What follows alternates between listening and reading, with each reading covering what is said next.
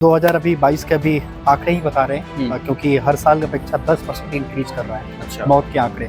आपको भी उतर के दिखाई दे रहा है। अरे यार सच में लेकिन मैं इनकी तरह नहीं आने वाला हूँ। मैं कहीं ना कहीं हाँ नहीं, ये बहुत अब लोगों के चेहरे पे हंसी देख के बता रहे शायद मेरा भी हंस ऐसे ही कुछ होने वाला है। भारत में हर साल लगभग 1.5 लाख मौत सिर्फ सड़क दुर्घटना से होती है। न जाने कितनी माँ कितनी बहुएं जो हैं अपने बेटे और जो अपने पति हैं उनको खोती हैं। सवाल ये उठता है कि जो भारत की सड़कें हैं वो कितनी सुरक्षित हैं। तो इसी सुरक्षित कितनी हैं सड़कें भारत की सवाल का जवाब ढूंढने के लिए हमारे साथ में हैं हेलमेट मैन ऑफ इंडिया जो रोड सेफ्टी पे काम कर रहे हैं और पूरे भारत में लगभग 60,000 से 70,000 हेलमेट बांट चुके हैं। सबसे पहले स्वागत है आपका सर इंडिया डेली लाइव में। और पहला प्रश्न ये होगा कि भारत की सड़कें कितनी सुरक्षित हैं सड़क सुरक्षा के मामलों में और जो दुर्घटनाएं होती हैं उस सब के मामलों में। सर अभी तो 2022 के अभी आंकड़े ही बता रहे हैं क्योंकि हर साल की अपेक्षा 10% इंक्रीज कर रहा है अच्छा मौत के आंकड़े। और तमाम सारे वो चीज़ें दावे किए जा रहे हैं इंफ्रास्ट्रक्चर को लेकर के। और देखा जाए सड़कें तो विश्व में भी हम ऊंची, चीन को भी हम पीछे छोड़ चुके हैं। मतलब सारी चीज़ें टेक्नोलॉजी सब कुछ है, लेकिन सबसे बड़ी बात है कि जो लोग सड़क पे चलने वाले जो रोड यूजर हैं उनमें जागरूकता की बहुत बड़ी कमी है, जिसका नतीजा ये है कि आज आए दिन सड़कों पर भारत की 500 वो लोग मर जाते हैं जो कहीं ना कहीं वर्क ऑफिस अपने घर से निकलते हैं, उन्हें पता ही नहीं होता है कि मैं इस दुनिया को अलविदा कर दूंगा। और ये सबसे बड़ा दुखनीय है। और वैसे मैं घंटे के हिसाब से बताऊं तो आज भारत की सड़कों पर 1 घंटे में 18 लोगों की मौत हो रही है, जिनमें से 6 लोग होते हैं जो बिना हेलमेट के होते हैं। और इस वक्त भी उन्हें ही लोगों को बताने के लिए मैं हेलमेट के साथ ही आज हेलमेट मैन को आपने बुलाया हुआ है। बहुत बहुत धन्यवाद। और उन लोगों तक ये रोड्स की रियलिटी मैं उन्हें बता रहा हूँ।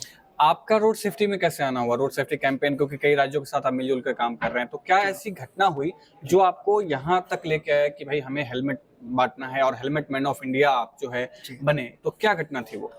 अभी आपने शुरुआत में कहा कि हर दिन लोग न जाने कितने जो पत्नियां हैं अपने पति को मतलब सुहाग उजड़ जा रहा है, न जाने कितने घर के चिराग बुझ जा रहे हैं। तो मैं आपको बताना चाह रहा हूँ कि भारत की सड़कों पर जो 1.5 लाख मौत हो रही है उनमें से 50,000 वो लोग मरते हैं जो घर के सिंगल चिराग होते हैं। और आज से 9 वर्ष पहले मेरे भी साथ ऐसे ही हुआ था। उनमें से मेरा मित्र जो था कि अपने माता पिता के मतलब एक तो 20 साल उनके शादी के बाद पुत्र की प्राप्ति होती कि भारत का ऐसा कोई तीर्थ स्थान नहीं था जिसके लिए उन्होंने मन्नतें ना मांगी हो। और उनकी मन्नतें 20 साल बाद पूरी होने के बाद उनको नहीं पता था कि 24 साल की उम्र में उस बेटा जो एक हेलमेट ना लगाने की वजह से दुनिया को अलविदा कर देगा।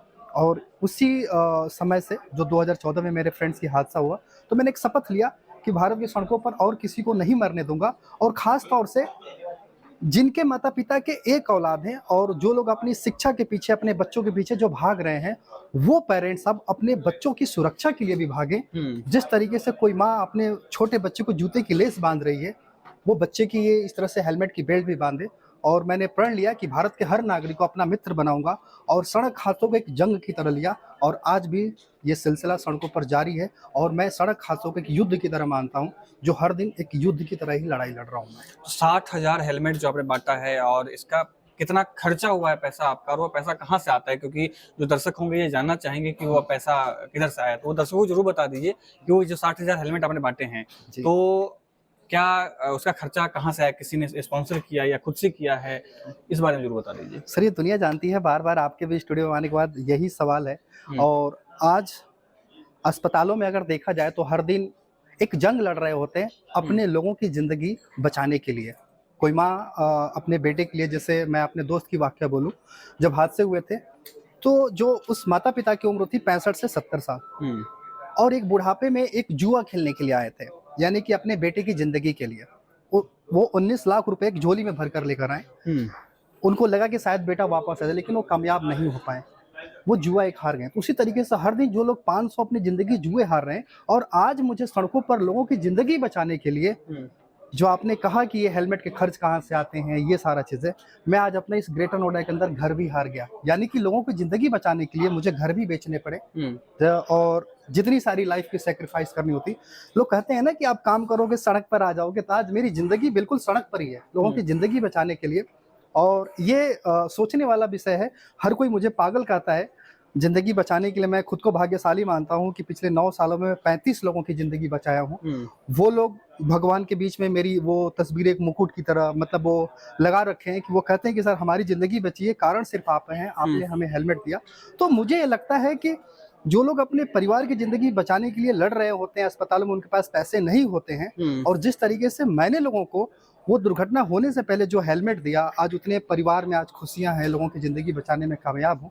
तो मुझे लगता है कि अपने लाइफ में एक अकेला व्यक्ति ने सैक्रिफाइस किया, अगर सैकड़ों करोड़ों लोगों को जागरूक कर सकता है, इतने बड़े युद्ध से लड़ाई लड़ रहा है, ताकि भारत का हर युवा एक स्मार्ट रोड यूज़र बने और अपनों के प्रति चुप्पी तोड़े और आए दिन सड़क हादसों के खिलाफ वो भी लड़ाई लड़े। तो हेलमेट फ्री क्यों देना? मतलब आप उसका कुछ चार्ज कर सकते तो इससे आपका घर बच सकता था, जो आप ऑफ कैमरा बता रहे थे कि वाइफ के गहने जो हैं आपने गिरवी रखे हुए हैं। जी। तो हो सकता था कि अगर आप किसी से कुछ पैसे लेते हो, सब्सिडी भाव में आप दे सकते थे। बिल्कुल। तो ये मुफ्त देने का क्या औचित्य बनता है? सर देखिए, ये आपका बिल्कुल बात सही है। जब लड़नी होती है सड़कों पर, जब आपके अंदर एक शपथ हो जाती है कि आपने किसको खोया हुआ है, और जो मेरा दोस्त था, जो मैंने पहले बताया कि माता-पिता का इकलौता चिराग था, और जो एक दर्द हमने देखा, तो मेरा यही था कि जब कोई हादसे होता है अस्पताल में, आप देखते हैं कि बहुत लोग बिलख रहे होते हैं, ना उनके पास मदद करने के लिए ऐसे लाखों लोग भी आते हैं कि हाँ यार, इसकी ज़िंदगी बचाना चाहिए, कारण सिर्फ वो भी हेलमेट नहीं पहना होता है। और हमारे भारत में प्रति वर्ष लाखों लोग भी ऐसे थे जो भाग्यशाली नहीं होते, इलाज के बगैर ही मर जाते हैं वो चीज़ें। अगर मैंने किसी को अगर मुफ्त में ही हेलमेट दिया और उसे अपना मित्र समझ करके इस देश के लिए दिया, ताकि जो हमारे देश के 4% जीडीपी का नुकसान है सिर्फ सड़क हादसों की वजह से, अगर हम किसी को दे रहे हैं तो एक उसको मानवता की पहचान सिखा रहे हैं, उसको मित्रता का भाव समझा रहे हैं कि भाई मेरा मित्र चला गया और आपको मैं अपना एक मित्र समझ करके जो हेलमेट दे रहा हूँ, ताकि एक योद्धा बने आप। अगर मैं उससे पैसे मांगूंगा तो योद्धा नहीं बनता वो चीजें। और इसका सबसे बड़ा नतीजा भी, मतलब रिजल्ट भी आए हैं। आज भारत के 22 राज्यों में जहां मैंने घूम करके भले ही हेलमेट दिए हैं, सारा हर चीजें, आज बहुत ऐसे लोग हैं जो अलग अलग अपने बर्थडे पे अलग अलग एक्टिविटी से मेरे साथ, हौसलों के साथ कैंपेन, मतलब लोगों के सहयोग की वजह से ही मैं आज हर जगह अपना मतलब एक तरीके से हौसला जो कायम कर पा रहा हूँ। और सबसे बड़ी बात है कि जो माता पिता ने अपने पुत्र को खो दिया है, किसी अपनों को खो दिया है, ये तस्वीरें जो वीडियो होती है सोशल मीडिया पे वो भी देख रही होती हैं। और मैं बता दूं, झारखंड की एक महिला मुस्लिम है, जब 1 तारीख आएगा तो वो 500 रुपए मुझे सिर्फ पेटीएम कर देती हैं, क्योंकि उन्होंने अपना पुत्र खोया हुआ था, सिर्फ इसलिए कि मैं और लोगों के परिवार की जिंदगी बचा सकूं। और मुझे लगता है कि मैंने सब कुछ अगर खोया हुआ है तो मैं खुद को, कामयाब की कोई लिमिट और सीमा नहीं है कि शायद आपको बड़ी एमएनसी कंपनी चले जाएं या बहुत कामयाब कब हो सकता है। मैं 26 साल की उम्र में जब ये लड़ाई मैंने शुरुआत की, अगर उस समय मैं अपने करियर के पीछे भाग रहा होता है तो शायद मेरे पास 2-4 और फ्लैट हो जाते हैं। आपने करियर की बात बताई, पढ़ाई लिखाई आपकी क्या रही और उस बारे में बताइएगा। और आप चाहिए हेलमेट मैन यानी राघवेंद्र कुमार रहने वाला कहाँ का है, कहाँ से नोएडा में अचानक से उसको लोग हेलमेट मैन के नाम से जानने लगे, तो आप अपना बैकग्राउंड जरूर तो बता दीजिए कि पढ़ाई लिखाई कहाँ से हुई, कहाँ के रहने वाले हैं, नोएडा कैसे आना हुआ जी, ये इस बारे में कुछ बता दीजिए। देखिए, मैं मूलतः कैमूर जिला बिहार से हूँ और एक किसान फैमिली परिवार से, और 2009 में वहाँ से एक बैग उठा करके चला था और यहाँ ग्रेटर नोएडा में लॉयड लॉ कॉलेज में मैं पढ़ाई करने के लिए वो चीज़ें आया हुआ था। और वहीं पर जो मेरे मित्र के दरमियान जो कृष्ण कुमार ठाकुर, जिसका मेरा फ्रेंड्स बना, और ये था कि हर कोई दशहरे दिवाली पे मतलब घर भाग जाया करता था, लेकिन मैं इस ग्रेटर नोएडा के अंदर कभी घर नहीं जाया करता था, कंपनियों के दरवाजे खटखटाया करता था। और उस समय पार्ट टाइम कुछ जॉब भी अधिकतर कर लिया करता था, क्योंकि मेरे ऊपर उतने पैसे वो उस समय नहीं थे, उतने फैमिली परिवार से स्ट्रॉन्ग की, ताकि मैं इस शहर में भी वो चीज़ें कर पाऊँ। लेकिन ऊपर ईश्वर की कृपा से बहुत लोगों का ऐसे साथ मिला, तब जाकर के मैं धीरे धीरे इस शहर में फिर अपना पढ़ाई भी कंटिन्यूस कर पाया। और कई सारी एमएनसीज कंपनी के दरवाजे खटखटाने के बावजूद भी एक अच्छी खासी सफलता भी मिली हमें, और जो मुझे उतनी एक्सपेक्टेशन नहीं थी। लेकिन इन सबके बीच मैंने लोगों को जब अच्छे अच्छे संगति पाई, तो उनमें से जो मेरा दोस्त था, तो कहीं ना कहीं एक बड़े कमिटमेंट का जो एक वादा था उसके साथ, क्योंकि मेरा रूम पार्टनर ही था, ये था कि भाई हम लोग कुछ पढ़ाई करके, वो इंजीनियरिंग कर रहा था, मैं लॉ कर रहा था, कि हम ऐसा कुछ करेंगे। लेकिन हमें क्या पता था कि दोस्त ही बिछड़ जाएगा। अच्छा, एक बात बताएं कि जैसे दुर्घटना, ठीक है, दुर्घटना हेलमेट ना होना एक होती है, सभी लोगों की ऑन द स्पॉट डेथ नहीं होती होगी। भारत में व्यवस्था क्या है? जैसे एनसीआर की हम बात करें तो जो दुर्घटना है, जो पहले लोग पहुंचने वाले लोग, जो फर्स्ट रिस्पॉन्डर्स होते हैं, या हॉस्पिटल में व्यवस्था क्या होती है उस घायलों के लिए, क्योंकि उस वजह से भी तो लोग मरते हैं। जैसे आपको पता होगा नोएडा में इस बात को लेकर के बहुत डिमांड है कि यहाँ पर ट्रॉमा सेंटर बनाया जाए, जिस तरीके से एम्स में है, ताकि दुर्घटना जो ग्रस्त लोग होते हैं उनको उनकी जीवन जो बचाया जाए। तो इस पर भी आप कुछ कर रहे हैं क्या, ताकि जो दुर्घटनाग्रस्त लोग उनको सही समय पर इलाज सही तरीके से मिल सके? बिल्कुल सर, उसको कहते हैं गुड समैरिटन। मतलब अगर फर्स्ट टाइम अगर कोई एक्सीडेंट हुआ, अगर मेरे भी दोस्त का जब एक्सीडेंट हुआ था, अगर सही समय पे कोई अगर पब्लिक अगर हॉस्पिटल पहुंचा दे तो शायद ऐसा नहीं होता, लेकिन उसको 2 घंटा इंतजार करना पड़ा किसी न किसी का। आज भी हमारे भारत की सड़कों पर जब कोई हादसे होते हैं तो लोग फोटोज वीडियोज बनाते हैं, ना कि इस पाले में पढ़ना भी कोई नहीं चाहता और सोचता है कि एक्सीडेंट हुआ, अच्छा गिर गया, कोई दूसरा कोई आएगा। मतलब लोग अपनी ड्यूटी से भाग रहे होते हैं। उसका नतीजा होता है कि मतलब 40% लोगों का मौत का कारण ये बन जाता है। सड़क को तो जिम्मेदार हम मान ही रहे हैं। उसी तरीके से अगर लोगों के अंदर अगर गुड समैरिटन का जिस तरीके से कानून पास हुआ है, और इसमें मैं भी थोड़ा सा ये कहना चाहूँगा कि देखिए मैं भी कई बार गुड समैरिटन आया हूँ सरकार द्वारा। मेरे साथ कई लोग रोड सेफ्टी में जुड़े भी, वो भी पूछते हैं कि सर आप गुड समैरिटन के बारे में ट्वीट्स करते हो, लेकिन सुप्रीम कोर्ट ने 5,000 रुपए का एक इनाम भी देती है। लेकिन यहाँ पर मैं जिस गौतम बुद्ध नगर जिले में हूँ, यहाँ भी कई बार, लेकिन आज तक कोई गुड समैरिटन मिला ही नहीं व्यक्ति, ना किसी को मालूम है अधिकारी को कि हाँ फॉर्म कहाँ भरना है, कैसे लोगों को मिलेगी। इसमें ये सरकार की वो चीजें बहुत सारी ये आपने इंटरेस्टिंग चीज बताई कि अगर आदमी कोई सड़क पर दुर्घटनाग्रस्त है और वहां पे वो बीमार लेटा हुआ है, उसको कोई मदद करता है तो कुछ अवार्ड दिए जाते हैं। तो ये कैसे प्राप्त कर सकता है व्यक्ति? कैसे, जैसे मैं अगर किसी की मदद कर रहा हूँ तो फिर कैसे, मैं क्या प्रोसीजर है कि कैसे कोई फॉर्म होता है, कैसे होता है? बहुत ही अच्छा क्वेश्चन है। आपने अगर किसी घायल को आप उठा रहे हैं तो सबसे पहले 112 नंबर पे या हॉस्पिटल को जो भी आप फोन करते हैं, कोई भी पुलिस भी आती है, ठीक है ना, आप उसको साथ ले जा करके लेके जाते हैं, या आप अपनी ही गाड़ी से उसको हॉस्पिटल पहुंचाते हैं। वहाँ हॉस्पिटल के सीएमओ होते हैं, वहाँ सीएमओ को बोल सकते हैं सर एक गुड समैरिटन का फॉर्म होता है, और आप अपना नाम दे सकते हैं, मैं इस घायल व्यक्ति को लेकर के आया हूँ, क्योंकि डॉक्टर अपना इलाज चालू कर देते हैं और सीएमओ खुद ही उसका नाम फिलअप करते हैं। किसी भी हॉस्पिटल में, सरकारी प्राइवेट किसी भी, सभी जगह ये चीजें हैं, क्योंकि वहाँ की जो लोकल थाना होती है वो भी इसके लिए मतलब जवाबदेही होती है कि हाँ उस व्यक्ति को वो चीजें मिलना चाहिए। लेकिन बहुत सारे लोग हैं इसके बारे में लोगों को जानकारियां ही नहीं है, और जिनको जानकारियां होती भी है हॉस्पिटल कहते हैं कि भैया हमें तो ये चीजें मालूम ही नहीं है, फॉर्म कहाँ है। थाने को कहने पर थाने ये कहते हैं कि हाँ आपने बहुत अच्छा काम किया।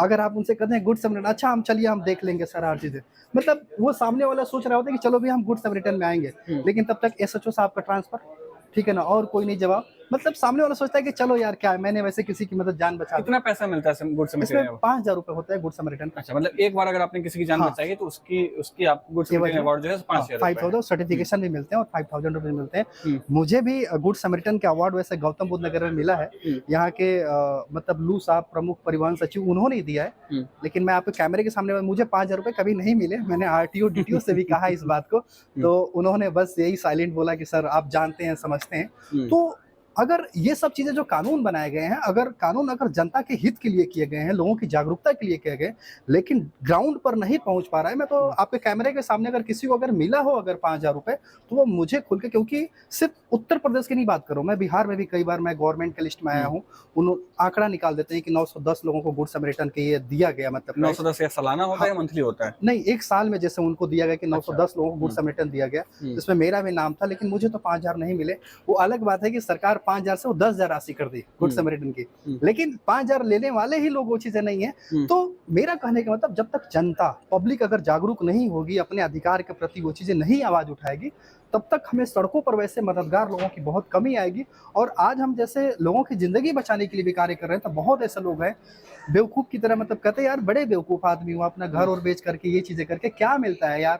यहाँ लोग खुद अपने जान से मरना चाह रहे हैं और तुम उनको हो कि अपना ही सब कुछ खो करके उनके लिए पीछे पड़े रहते हो दिन भर, और कुछ काम धाम नहीं है। वाइफ का क्या कहना? वाइफ कुछ नहीं कहती? बच्चा तो होगा आपका, तो वाइफ और उनका, क्योंकि आपने घर बेच दिया, आपने उनके गहने, जो किसी महिला के बहुत करीबी होता है जो चीज, वो होता है मायके के बाद, पति के बाद वो गहना होता है, गहने आपने गिरवी रख दिए, गहने बेच दिए, तो वाइफ कुछ कहती नहीं है? घर में खाना वाना देती है कि नहीं देती है? देखिए वो सब चीजें हैं, लेकिन वाइफ को भी मैं धन्यवाद करना चाहूंगा कि उसने खुद सपोर्ट, उसने देखा कि हाँ भाई कई लोगों की जान मदद, ऐसा नहीं है। आप भी सोशल मीडिया चलाते हैं, हर दिन रोड एक्सीडेंट्स का मैसेज देखते रहते हैं, जिन्हें लोग जानते भी नहीं वहाँ लोग श्रद्धांजलि लिख देते हैं, वहाँ लोग ऐसे प्रणाम या कुछ भी चीजें कर रहे होते हैं, लेकिन आप ये सब होने से पहले आप किसी की जिंदगी बचा रहे हैं। मैं ये सोचता हूँ कि कोई अगर व्यक्ति है, अगर वो बिना हेलमेट का भटक रहा है, तो वो मेरे लिए एक आत्मा की तरह है, एक आत्मा की तरह है, वो कभी भी टपक सकता है।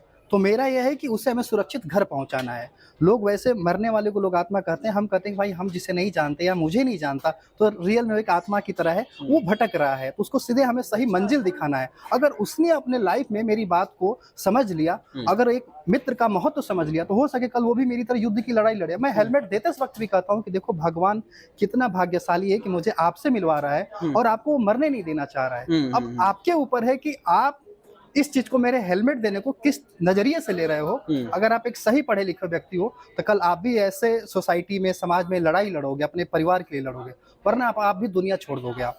तो मेरा यही चीज रहता है। और रही बात, वाइफ भी एक मेरी इंसान है और उसने देखा भाई ह्यूमैनिटी अगर मैं कर रहा हूँ तो मेरे साथ जो लोग भी होते हैं प्रभावित हो जाते हैं। अगर हमारे जो कार्य को देखेंगे, आपके भी नजर में मैं उतना बुरा नहीं हूँ, ठीक है ना, जितना आप बार बार कर रहे हैं। तो वाइफ भी मेरी वो चीजें भाई पढ़ी लिखी है, एमबीए, वो भी प्रभावित हो गई। मैं तो आपके साथ में ही हूँ, रोड सेफ्टी लेकिन बहुत बड़ा कभी ना कभी मायूसियां जरूर आती हैं। आप कोई जंग लड़ रहे होते हैं और आप हर जगह पे सिर्फ तारीफें मिलती हैं, लेकिन आपका जब कोई सपोर्ट नहीं करने के लिए आता है, सर मुंह से तारीफें के साथ मुझे भी किसी से करवा कोई आदमी कभी सपोर्ट में नहीं आया, कोई स्पॉन्सरशिप नहीं आया, या कभी कोई आदमी साथ में नहीं आया कि हम तुम्हारे साथ में हैं, हम ये पैसा लो, तुम घर अपना मत बेचो, या इस तरह के कुछ, ऐसा कुछ नहीं हुआ? अगर आता तो मैं बिल्कुल आपके कैमरे पे भी कहता, और हमें भी इंतजार है ऐसे। कई बार अलग अलग राज्य सरकारें भी अपने मंच पे सम्मान भी देती हैं, केंद्र सरकार के भी, मतलब मिनिस्टर भी वो 22 राज्य से, अब कितने, कई स्टेट के साथ आप तो काम भी तो कर रहे हैं, जैसे उत्तराखंड के साथ काम कर रहे हैं, बिहार के साथ, उत्तर प्रदेश के साथ काम कर रहे हैं, तो इनका कुछ मदद नहीं होता कुछ पैसों को लेकर या किसी चीज को लेकर? कुछ भी नहीं। और ऐसा कुछ होगा तो मैं आपको कैमरे के सामने बताऊंगा। हाँ, सिर्फ लोग बुला लेते हैं कि भाई हेलमेट मैन आ जाइए, सड़क पे हेलमेट बांट दीजिए, और कुछ भी उनके कुछ फंक्शन रहते हैं, अलग अलग कार्य रहते हैं। हाँ, आने जाने का कभी कोई अलग अलग, उत्तराखंड जैसे राज्य स्टेट किराया दे दिया, अभी उड़ीसा भी गया था, वो लोग सिर्फ आने जाने का खर्च देते, लेकिन कभी ये नहीं कहते कि भैया हम आपके साथ हैं, ये इतना सपोर्ट, ताकि आपके घर की जीविका चल सके, ताकि आप एक फाइटर बन सके। अब हम अगले सेगमेंट में हैं अपने, और ये मेरे साथी लोग हैं, हमारे साथी पत्रकार हैं जो यहाँ से यहाँ आप देख रहे हैं सब। तो हमारा जो ये सेगमेंट होता है, इसमें क्या होता है कि हम क्वेश्चंस पूछते हैं, हमारे ये जो साथी होते हैं, तो आपसे ये क्वेश्चन पूछेंगे क्योंकि रोड सेफ्टी का मामला है, आपने हेलमेट मैन का खिताब ले रखा है, हेलमेट पहना हुआ है, तो इनके मन में बहुत सारे क्वेश्चंस हो सकते हैं। तो सबसे पहले अभिनव है हमारे, अभिनव पूछेंगे आपसे कुछ प्रश्न पूछेंगे। और अभिनव, क्या है आपके प्रश्न हेलमेट मैन से? आप पूछिए। गुस्सा तो नहीं कर रहे हैं? मैं आपके स्टूडियो में हेलमेट पहन करके नहीं, ये तो बहुत अच्छी चीज़ है, कहते हैं इससे सब लोग जागरूक होते हैं, ये बहुत बढ़िया चीज़ है। सर, मेरा सवाल आपसे ये है कि लोगों की जान बचाने के लिए आपने बहुत सारी मुसीबतों को झेला, आपको बहुत सारी चीज़ों को फेस करना पड़ा, इवन आपने अपना घर तक बेच दिया। तो मतलब मेरा सवाल आपसे ये है कि इस एक्शन से आप कितना अपने आप को मतलब कि जस्टिफाई करेंगे? क्या आपका ये एक्शन सही था कि गलत था? देखिए, मैं एक ही लाइन कहूँगा, सुख चैन की ठंडी छाँव तले मुश्किल है यार बसर मेरा। सुख चैन की ठंडी छाँव तले मुश्किल है यार बसर मेरा। महलों में कबूतर रहते हैं, मैं बाज हूँ पर्वत घर मेरा। रण स्वाभिमान का लड़ने को मैं एक अकेला काफी हूँ। एक हिम्मत है तलवार मेरी, दो बाजुएं हैं लश्कर मेरा। तो ये नहीं कि घर, देखिए आप मित्र हैं, एक मेरे दोस्त की तरह वो चीज़ें हैं, और आए दिन आप देख रहे हैं कि सड़कों पर जिस तरीके से मौत हो रही है, उसको कभी पैसा या मतलब कहीं ना कहीं फाइनेंशियल चीज़ें वापस जीवन नहीं लेके आ सकती है, और जो कि ये सबसे बड़ा दुखद वो चीज़ें होता है। तो मुझे ये लगा कि इस दुनिया में उदाहरण, अगर मेरे दोस्त के जाने के बाद शायद ईश्वर ने मुझे इस लायक चुना है, तो मैं अपनी लड़ाई लड़ रहा हूँ अपने स्तर से। और कहीं ना कहीं मेरा तो दोस्त मर चुका है, और आज लोग जीवित व्यक्ति हों, ना जाने लोग कितने अपने दोस्तों से वादे कर रहे हैं, भूल जा रहे हैं। लेकिन मैं अपने दोस्त के 9 साल मरने के बाद भी वादा नहीं भूला हूँ, और आज भी सड़कों पर लड़ रहा हूँ। तो उससे अंदाजा लगा सकते हैं कि मेरी मजबूती किस तरीके से सड़कों के खिलाफ, और वही मैं एक युद्ध की तरह लड़ रहा हूँ इसे। हमारे सागर भाई हैं, और सागर भाई भी आपसे कुछ प्रश्न पूछना चाहते हैं। हेलो सागर जी। मतलब मैं ये पूछना चाह रहा हूँ आपसे कि आपने अभी बुद्धा सर्किट में जो रेस हुई थी जी, उसमें उन्होंने, मतलब रेस जो होती है उसमें प्रॉपर हेलमेट उन्होंने पहन रखा था, पूरे सेफ्टी के प्रिकॉशंस उन्होंने ले रखे थे, उसके बावजूद भी आपने उसका विरोध क्यों किया? देखिए ये बात बिल्कुल सही है। हमने मात्र 120 की रफ्तार में ही भारत के साइरस जैसे मिस्त्री को हमने खो दिया। सिर्फ 2004 में मेरा भी जब बचपन था, धूम मूवी आई थी। धूम मूवी देखने के बाद जो एक सिंपल सीट वाली बाइक हुआ करती थी, वो स्पोर्ट्स बाइक में बदल गई। हर गली गली में जॉन इब्राहिम दिखाई देने लगे, और जब से मौत के आंकड़े बढ़े वो तेजी से ही बढ़ते गए। अब बुद्धा इंटरनेशनल जो सर्किट है, वो चीज़ें हैं, वहाँ पर मैं उस रेस के अगेंस्ट नहीं था, सिर्फ अगेंस्ट ये हूँ कि ये जो रेस है 350 से 400 की रफ्तार वाली रेस है। और सबसे बड़ी बात है कि ये जो रेस हुआ करते थे वो यूरोपीय देशों में, जो कि 31वां देश हमारा वो चीज़ें भारत था। और सबसे बड़ी बात है कि आज भी हमारे भारत की सड़कों पर, खास तौर से उत्तर प्रदेश में 75.6% लोगों के पास सिर्फ साइकिल ही है। और ये जो बाइक की जो आवाज़, जो साउंड, अगर एक बाइक भी अगर आपके ऑफिस के बाहर अगर वैसी रेसिंग बाइक, आपका कान नहीं दिया जाएगा। और आपको पता है कि हमारे भारत की सड़कों पर यूरोपियों की तरह नहीं है, यूरोपियन कंट्री की तरह नहीं है, क्योंकि वहाँ पर क्या होता है कि पैदल चलने वालों के लिए अलग वो ट्रैक होती है, साइकिल वालों के लिए अलग होती है, कार वालों के लिए अलग होती है। लेकिन यहाँ भारत में सिर्फ एक ही सड़क है जिसपे सभी लोग चल रहे होते हैं। तो यहाँ पर अगर उस रेसिंग बाइक से अगर कुछ सीख करके, देख कर अगर यहाँ का युवा ट्राई करना चाहे, क्योंकि उसमें कोई इंडियन नहीं था, वो किन सड़कों पर करेगा? इन्हीं सड़कों पर करेगा जहाँ जानवर भी चल रहे हैं, साइकिल वाले भी चल रहे हैं, एक ही सड़क पर कर रहे हैं। तो वहाँ पर क्या आप पसंद करेंगे कि कोई यूथ अगर वो ना समझ है, क्योंकि हमारे भारत में कोई 18 से 19 साल का लड़का, क्योंकि कम एज के रहते हैं, अगर वो 150 की रफ्तार में आपके बगल से बाइक लेकर के जा रहा है और आप साइकिल से चल रहे हैं, तो आपके एकदम संध देना वो चीज़ें हो जाएंगे। तो इससे रफ्तार को रोकने के लिए मेरा ये मानना है कि जब इस तरीके से हमारे पास सुविधाएं नहीं हैं, सब कुछ नहीं है, तो हम क्यों ऐसा एक रेसिंग जोश दिखाएं, जो कि हम अभी 100 से कम रफ्तार में, पूरी दुनिया आश्चर्य है मौत के आंकड़ों में, हम नंबर 1 है विश्व में।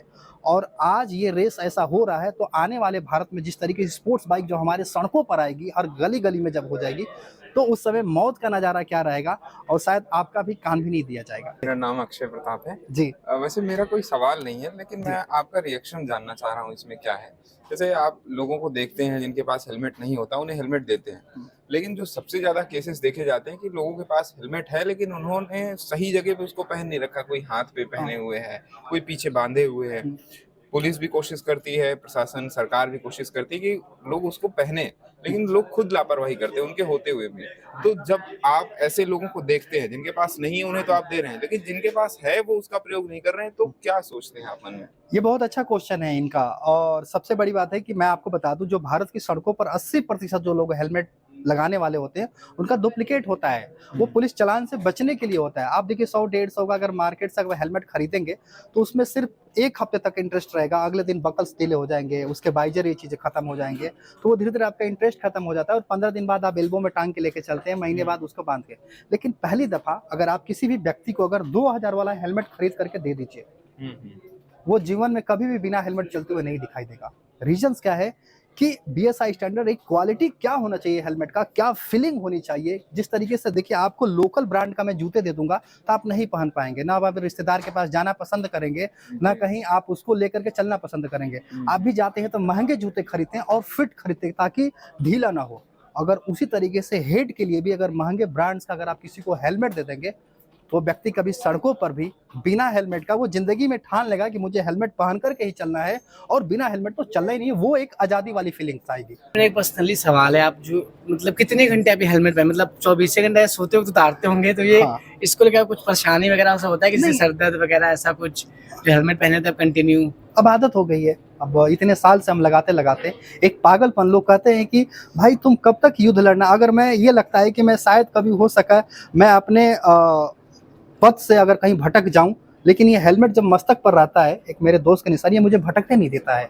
और हर वक्त कहता है कि तुम्हारे पास भले जेब खाली हो, कुछ भी ना हो, तुम बिक जाओ, एक साधु संत भी बन जाओ, लेकिन जब तक कि मस्तक पर हेलमेट रहेगा, तब तक मैं उन आत्माओं से, मतलब वो कहीं ना कहीं दुआ मांगता रहूंगा जिन्होंने दुनिया छोड़ चुके हैं, कि ताकि वो शक्तियां दे और मैं ऐसे ही सड़कों पर खड़ा रहूं, और ताकि लोगों की जिंदगी बचाने में मैं एक शक्ति के साथ लड़ता भी रहूं। जैसा जो लास्ट क्वेश्चन था आकाश भाई का आपके साथ में, वो मैं जानना चाहता हूँ कि आप बिना हेलमेट के दिखते कैसे हैं? जरा एक बार हेलमेट उतार के दिखा दीजिए हमारे दर्शकों को। अब आपने हमारी सरदार बाल है कि नहीं सर पे, कि गंजे हैं आप, दुनिया जाने। देखिए, आप तो और भी क्यूरियोसिटी पैदा कर दे रहे हैं भैया। हमको गंजा, देखिए स्टूडियो में बुला करके हमको गंजा वंजा कर रहे हैं। सरदार जी लोग से क्वेश्चन नहीं पूछते हैं कि सरदार जी पगड़ी क्यों लगाए रहते हैं। अगर एक व्यक्ति युवा, ठीक है मैं आज बेरोजगार हो गया हूँ, मैं कामकाजी नहीं हूँ, ठीक है, निठल्ले लोगों की जिंदगी बचा रहा हूँ, इसका मतलब क्या मेरा भी जो धर्म है उतरवा दीजिएगा। क्वेश्चन मैंने क्यों पूछा हुआ मैं बता दूं, क्योंकि लोग जो यहाँ पे कई लोग बाइक पे चलते होंगे, सबके मन में ये तो जरूर क्वेश्चन आता होगा कि हेलमेट लगाने से बाल झड़ते हैं। ये मैं एक बार पूछना चाहूंगा, बाल, हमें ताहिर भाई बहुत दूर से आते हैं, तो ताहिर भाई बताइए कि आपके मन में ये है बात कि हेलमेट पहनने से जो है बाल झड़ते हैं? अभी हेलमेट मैंने आपको दिखाएंगे, क्योंकि 24 घंटे में 18 घंटे लगभग पहन के बैठते हैं। बिल्कुल, क्योंकि मैं खुद गंजा हो चुका हूँ हेलमेट की वजह से। मेरा भी यही मानना है कि हेलमेट के चलते बाल झड़ते हैं। आप पहला एक तो क्वेश्चन हो गया। मनीष सर हमारे हैं, मनीष सर भी बाइक से चलते हैं, इनके मन में भी क्वेश्चन होगा कि ये जो है बाल झड़ते हैं हेलमेट पहनने से। आप है आपके मन में कुछ नहीं ऐसा है, ऐसा मतलब अमूमन ऐसा सुनने में आता है कि जैसे आप हेलमेट पहनते हैं या ज्यादा हेलमेट पहनते हैं जैसे आप पहनते हैं नहीं अब मुझे तो उतारना side effect पड़ेगा, क्या है आपका उसका? सही था अभी क्वेश्चन मैं आप आपको- ये तो पूछना। दो ही लोग हुए हैं, मैं खुद अच्छा। हेलमेट पहनता हूँ, हमारे उधर के अच्छा। साथी हैं, मैं मिलवाता हूँ आपसे, और उन सबके मन में ये प्रश्न होता है कि हेलमेट पहनने से हमारा बाल झड़ जाता है, जी। और शायद लगता है कि बाल झड़ते झड़ते टोपी पहनना शुरू कर दिया, लेकिन हेलमेट तो आप बताइए क्या सच में ऐसा लगता है आपको? नहीं लगता पहले है। अपना नाम बताइए। नाम और मेरा रिंकू शर्मा। हेलो जी। जी सर। आप टोपी उतार के दिखाइए जरा। अरे यार सच में ओ लेकिन मैं इनकी तरह नहीं आने वाला हूँ, मैं कहीं ना कहीं हाँ हाँ। नहीं, ये बहुत अब लोगों के चेहरे पे हंसी देख के एक बार बता रहे दिखा शायद दीजिए। मेरा भी हंस ऐसे ही कुछ होने वाला है, लोग लेकिन- इसीलिए हंस रहे हैं कि शायद क्योंकि वो मैंने चीज़- आपको बिना हाँ, हेलमेट के हाँ। देखा है, तो जी। ये दर्शकों को और हमारे साथियों को ये बात जी। जो मन में है हाँ, हाँ। कि हेलमेट पहनने से बाल झड़ता है, रुमाल लगा के लोग चलते हैं ना बहुत सारे लोग, तो ये मैं एक बार जरूर सबको दिखा दीजिए कि, और उतार करके घुमा के दिखा दीजिए सबको, ये भ्रम दूर करवा दीजिए कि भाई हेलमेट पहनने से बाल नहीं झड़ता है, बाल कुछ और कारण हो सकते हैं झड़ने के। ठीक है, एक बार दिखा दीजिए। चलिए जब ये तो कह आप रहे हैं तो देखिए देखिए हेलमेट- उतारना पड़ रहा है, हाँ, तो मैं बिल्कुल ये अरे देखिए ये आपके देखिए, सामने ये कहाँ चीजें हैं। एक देखिए, भी बाल जो आप देखिए देख एकदम सकते हैं, बिल्कुल जो फिट आदमी, है।